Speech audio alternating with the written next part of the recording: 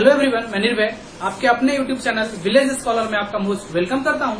आज हम लोग पढ़ेंगे आपके एनसीईआरटी के वो है प्रश्नावली 1.3, जिसमें आपको प्रूफ करना होता है कि सिद्ध करो कि √5 एक अपरिमेय संख्या है। इस तरह का क्वेश्चन रहता है। √3 को आप सिद्ध करो कि एक अपरिमेय संख्या है। तो आप इस तरह के क्वेश्चंस आपके एग्जाम में पूछे जाते हैं, बोर्ड में भी पूछे जाते हैं, तो आप बहुत ध्यान से समझेंगे इसको।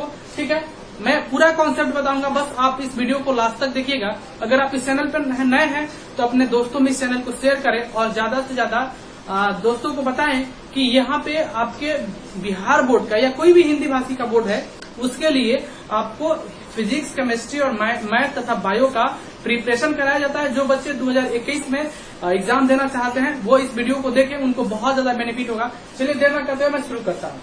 सबसे पहले क्या है कि सिद्ध करो कि ये एक अपरिमेय संख्या है।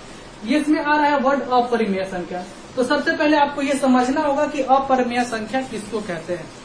अपरिमेय संख्या समझने से पहले आपको इसको इंग्लिश में इरेशनल बोलते हैं। आपको परिमेय संख्या मतलब रेशनल नंबर समझना होगा।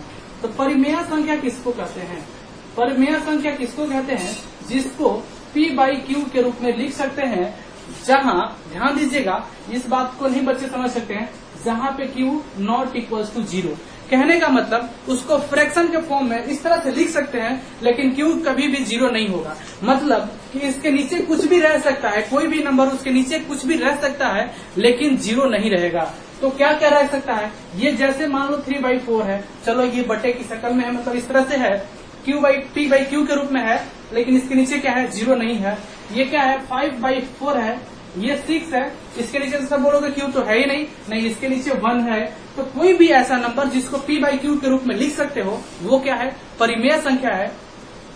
अब समझेंगे कि P/Q में लिखा गया कि हर नंबर परिमेय संख्या होता है। नहीं, P/Q के रूप में भी लिखा गया वो संख्या परिमेय नहीं होता है जिसका कोई अंत नहीं होता है।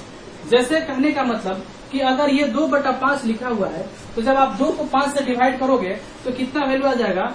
0.4 आ जाएगा।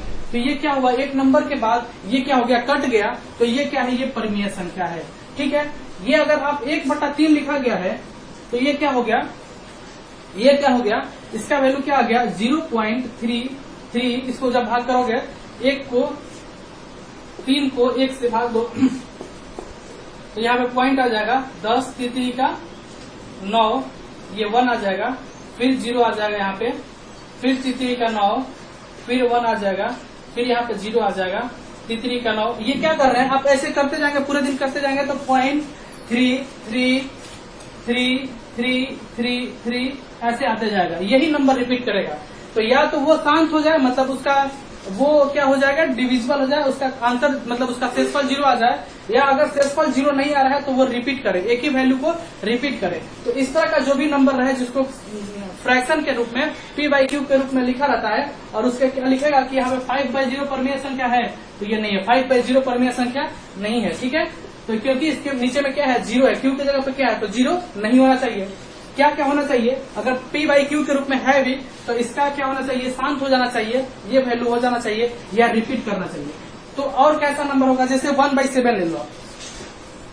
जैसे 1/7 जब लोगे आप 1/7, तो जब 1 को 7 से डिवाइड करोगे तो 0 मान लो कुछ भी आएगा, मेरे को अब मैं करके दिखा देता हूँ आपसे। 7 को 1 से तो कितना आ जाएगा? 0.13, 7 चौक 28, 2, 7 2 14, 6 7 8 56, 4 7 5 35, 5 7 6 42। तो क्या आप देख रहे हो? 0.142856, 0.1421428556। देखिए अब इसका वैल्यू क्या हुआ? ये क्या हो रहा है? ये क्या हो रहा है? 1/7 का वैल्यू क्या हो रहा है? ये क्या कर रहा है? देखिए ये ना खत्म हो रहा है ना रिपीट हो रहा है। वैसा नंबर जिसका वैल्यू ना खत्म होगा ना रिपीट होगा वो क्या होता है? अपरिमेय होता है। ये क्या है? अपरिमेय है। चाहे √5 का वैल्यू, चाहे √2 का वैल्यू कितना होता है? 1.414। इतना तो बच्चा रख लेता है।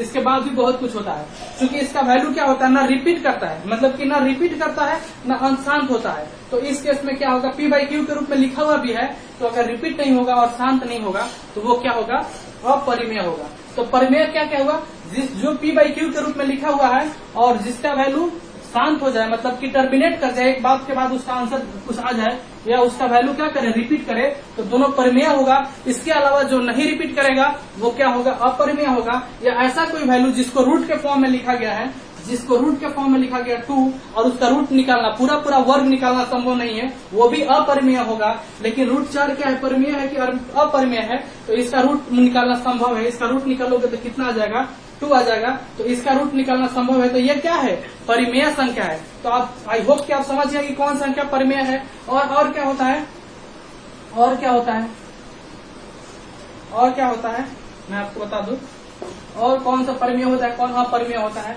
जैसे यहाँ पे 22/7, ये क्या है, परिमेय है कि अपरिमेय है। देखो 22/7 और एक होता है पाई, ठीक है। तो ये पूछेगा कि ये परिमेय है कि, देखिए 22/7 तो परिमेय है,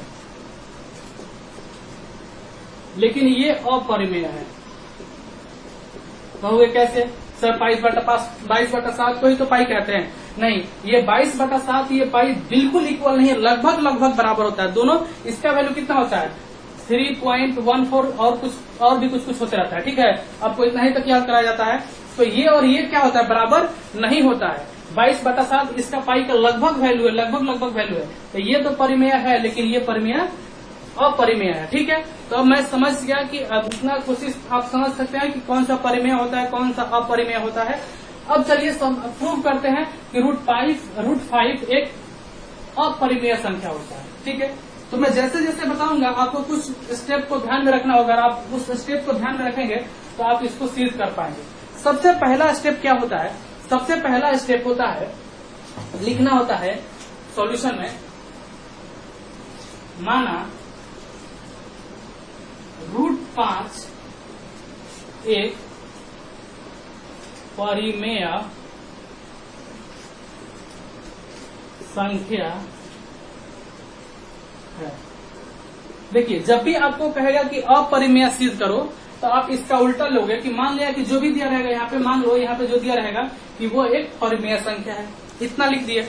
इतना लिखने के बाद अगर ये एक परिमेय संख्या है, अगर √5 एक परिमेय संख्या है, तो आप इसको a/b के रूप में लिख सकते हैं या p/q के रूप में लिख सकते हैं। कुछ भी लिखिए, a/b या p/q। मैं मान लिया कि इसको a/b के रूप में लिख सकते हैं, जहाँ पे b क्या है, नॉट इक्वल टू 0 है। इतना तक क्लियर है, कोई दिक्कत नहीं है। जब आप इसको a/b के रूप में लिख सकते हैं, और इसमें क्या लिखेंगे आप, मैं यहाँ पे थोड़ा सा यहाँ से करूंगा, √5 इक्वल टू a/b हो गया। तो आप क्या लिख सकते हैं कि ये जो a/b है, ठीक है, इतना लिखने के बाद आगे आप क्या लिखोगे, यहाँ पे a/b, तो a/b के बारे में भी बताना होगा कि a/b क्या है। लिखना होगा कि जहां a और b सहभाज्य संख्या है। अब यहाँ पे समझना होगा कि सहभाज्य संख्या क्या होता है। देखिए सहभाज्य संख्या वो संख्या होता है जिसको आप सिर्फ और सिर्फ एक से भाग दे सके। जैसे यहाँ पे 2 नंबर लिखा गया है, ये सहभाज्य संख्या का जोड़ा है, पेयर है।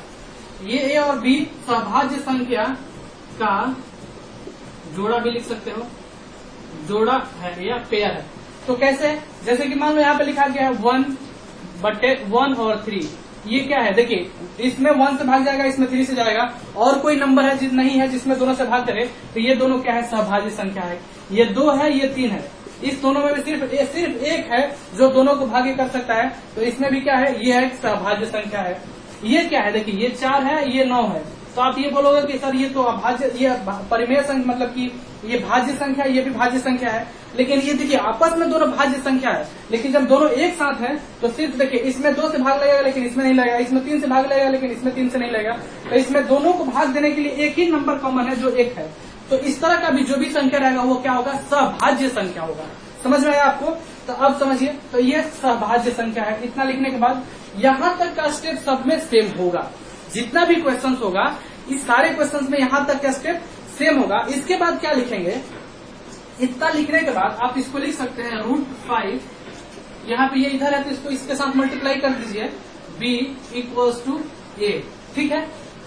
इसके बाद दोनों तरफ वर्क कर दीजिए, दोनों तरफ वर्ग करने पर, दोनों तरफ वर्ग कर देंगे आप तो क्या आ जाएगा, आपको ये आ जाएगा b² और √5 का वर्ग कितना होगा, √5 का वर्ग कितना हो जाएगा, √5 इंटू √5। जब दो नंबर को वर्ग होता है तो रूट इंटू रूट क्या हो जाएगा, इसको क्या लिख सकते हैं, √25, और √25 का वैल्यू कितना हो जाएगा, 5 आ जाता है। तो इस तरह से आप समझ गए कि वर्ग करने पर उसका क्या होता है, रूट हट जाता है। तो मैं यहाँ पे लिखूं कि b √5 का स्क्वायर इक्वल्स टू a का स्क्वायर। तो इसको जब करोगे तो क्या हो जाएगा, b² 5 या 5b² इक्वल्स टू a²। इतना हो जाएगा। इतना तक किसी को दिक्कत है तो बताइए, यहां तक के कैलकुलेशन में किसी को दिक्कत है तो बताइए। अब क्या आप यहाँ पे लिख सकते हैं, यहाँ पे लिख सकते हैं कि यहां तक हो गया। यहां के बाद आप लिखेंगे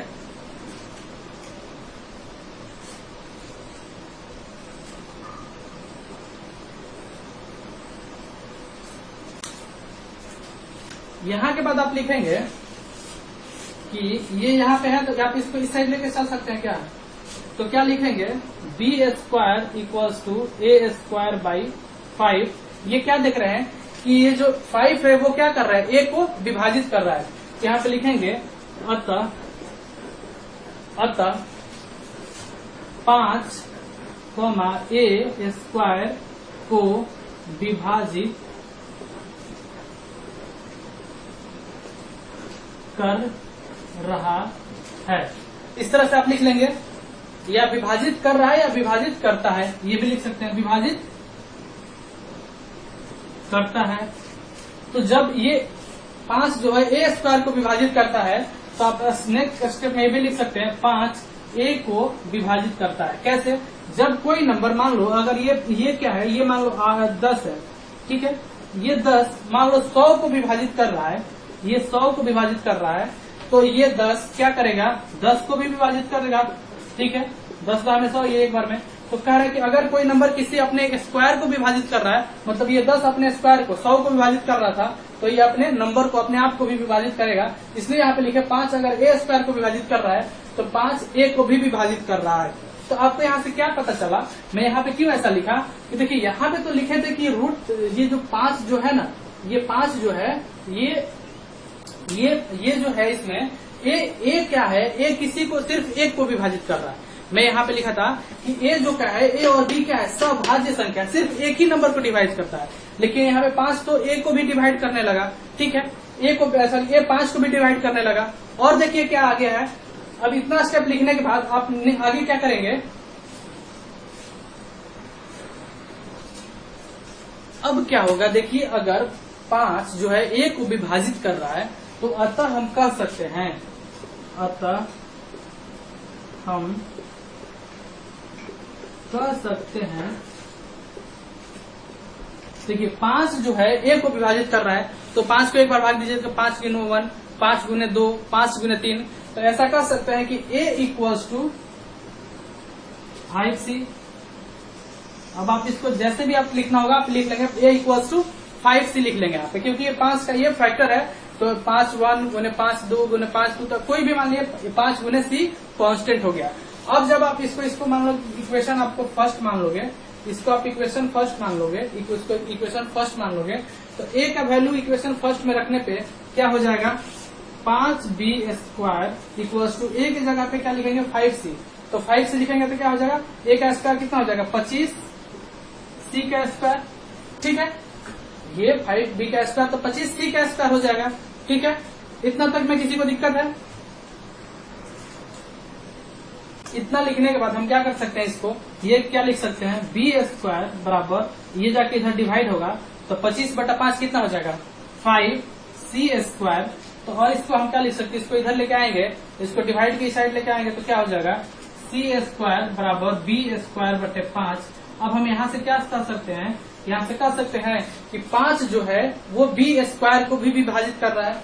यहाँ पे मैं कहा लिखूं, यहाँ पे मैं लिख दे रहा हूँ, अतः कहाँ मिटाऊं, आप इतना नोट डाउन कर लीजिए, इतना नोट डाउन कर लीजिए, मैं उसके बाद लिख दे रहा हूँ।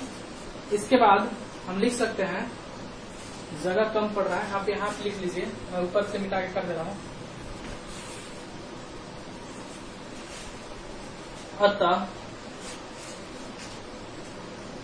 अतः यहाँ पे ये 5 b स्क्वायर को विभाजित करता है। जब ये b स्क्वायर को विभाजित करेगा तो 5 b को भी विभाजित करता है। इतना लिखने के बाद अब आप क्या देखिए, आप तो बोले थे कि a और b क्या है, सभाज्य संख्या है। इसमें एक के अलावा किसी और नंबर से तो भाग लगेगा ही नहीं, लेकिन यहाँ पे तो देख रहे हैं कि a और b में 5 से भाग लग रहा है। एक और भी नंबर होगा जिससे ये भाग लग रहा है, इसमें 5 से भी, तो ये सभाज्य संख्या तो नहीं रहा। इस तरह से ये क्या हो गया, आप क्या माने थे, ये सभाज्य संख्या नहीं है। तो जब ये सभाज्य संख्या नहीं है तो आप इसको क्या माने थे, √5 को क्या माने थे, एक अभाज्य संख्या माने थे, एक परिमेय संख्या माने थे। इस तरह से आप परिमेय संख्या मान रहे हो, लेकिन परिमेय संख्या तो वो होता है जिसमें सिर्फ क्या होता है, ठीक है, उसमें जिसमें सभाज्य आप माने थे, और यहाँ पे a और b क्या है, सभाज्य संख्या नहीं है। तो आप जो आप माने थे कि √5 एक परिमेय संख्या है, वो तो यहाँ पे सिद्ध हो गया कि वो परिमेय संख्या नहीं है, उसमें 2 नंबर से क्या हो रहा है, भाग भी हो रहा है, ये सभाज्य संख्या है। तो इस तरह से ये क्या हो गया, सभाज्य संख्या नहीं है। इस तरह से आप जो बोले थे उसका कंट्राडिक्शन हो गया, जो आप बोले थे वो क्या हो गया, वो वाणी आप ही के द्वारा बोला गया था और वो कट हो गया।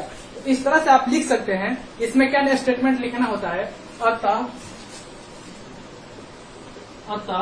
लिख लीजिए, अतः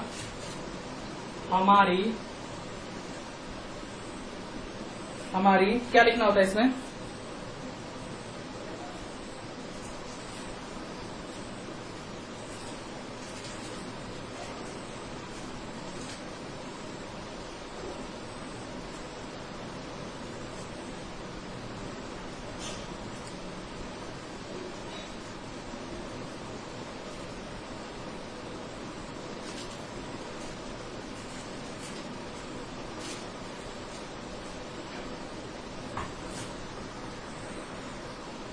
अतः हमारी मान्यता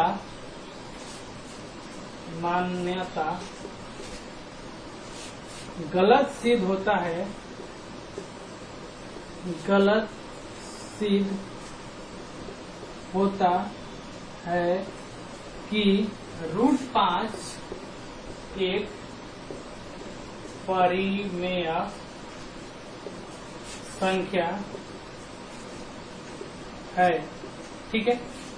अतः हम जो माने थे वो गलत हो गया, हम माने थे कि √5 क्या है, एक परिमेय संख्या है, जो कि गलत सिद्ध हो गया क्योंकि उसके 2 सभाज्य संख्या, मतलब एक के अलावा एक 5 भी मिल गया। अतः √5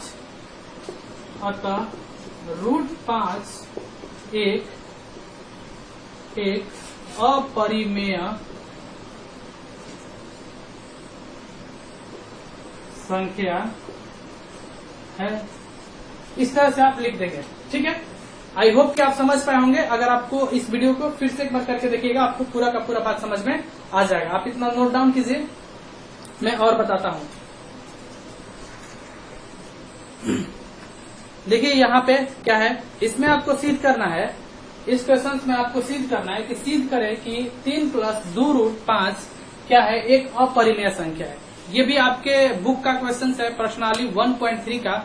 इसमें आपको क्या करना है, सिद्ध करना है। तो सबसे पहले क्या करना है आपको, आप इसको तो जानते हैं, आपको इतना लिख लेना है, आंख बंद करके लिखना है कि माना, बिना कुछ सोचे, मतलब आंख बंद करने का मतलब, माना कि 3 + 2√5 एक परिमेय संख्या है, ठीक है। ये परिमेय संख्या इतना लिखने के बाद आपको क्या लिख लेना है, तो जब ये परिमेय संख्या है तो 3 + 2√5 बराबर a/b लिख सकते हैं, जहाँ पे b ≠ 0। और क्या लिखना है, और a और b क्या है, सभाज्य संख्या है, सभाज्य सहभाज्य संख्या है। इतना तो सबके लिए बराबर है, इतना तो सब में लिखना है इस तरह के क्वेश्चंस में। अब इसके बाद ये सहभाज्य संख्या है, मतलब इसमें एक ही फैक्टर होगा, तो आप जब आप लिखेंगे तो ये क्या लिख सकते हैं, इसका 3 + 2√5 बराबर a/b। ठीक है, ये परिमेय संख्या है। आप इसको इस साइड लेके जाइए, 2 + 5 बराबर a/b - 3, इधर प्लस में तो इधर जाके माइनस में हो जाएगा। तो जब आप इसको करेंगे, ये 2 है, इसको इधर करेंगे तो क्या हो जाएगा, डिवाइड में चल जाएगा। तो क्या हो जाएगा, √5 बराबर a/2b, इससे भी ये भाग हो जाएगा और इससे भी भाग हो जाएगा, 3/2, ये नंबर आ जाएगा। अब आप क्या देख रहे हैं कि ये क्या है, अगर a/b क्या है, सहभाज्य संख्या है, मतलब पूर्णांक है, तो ये क्या है, ये एक परिमेय संख्या है। अगर a/b परिमेय है, उसमें 3/2, परिमेय में परिमेय जोड़ोगे या परिमेय घटाओगे तो वो संख्या क्या रह जाएगा, परिमेय रह जाएगा। लेकिन यहाँ पे क्या आ रहा है, देखिए ये परिमेय संख्या इतना के बराबर √5 आ रहा है, इसका मतलब क्या है, ये अपरिमेय संख्या हो रहा है। आप a/b को परिमेय संख्या बोल रहे थे, लेकिन a/, यहाँ पे क्या आ गया, परिमेय, मतलब कि इतना बराबर अपरिमेय संख्या आ गया, अपरिमेय। आप जानते हैं ना कि √5 अपरिमेय संख्या है, तो इतना के बराबर क्या हो गया, अपरिमेय संख्या आ गया। इसका मतलब कि a/b क्या हो गया, एक अपरिमेय संख्या हो गया। लेकिन आप माने क्या जानते हो कि a/b क्या है, परिमेय संख्या है, क्योंकि इसके 2 वो है। तो आप इतना को परिमेय संख्या जानते हो, और यहाँ पे क्या हो जा रहा है, अपरिमेय संख्या आ जा रहा है। अतः यहाँ पे आप लिखोगे, अतः हमारी मान्यता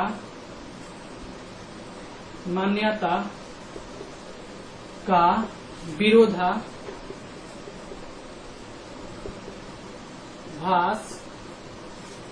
हो रहा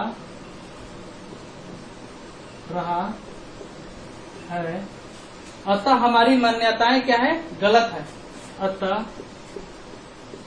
हमारी मान्यताएं या मान्यता गलत सिद्ध होता है। इसलिए 3 + 2√5, जिसको आप परिमेय बोल रहे थे, वह एक क्या है,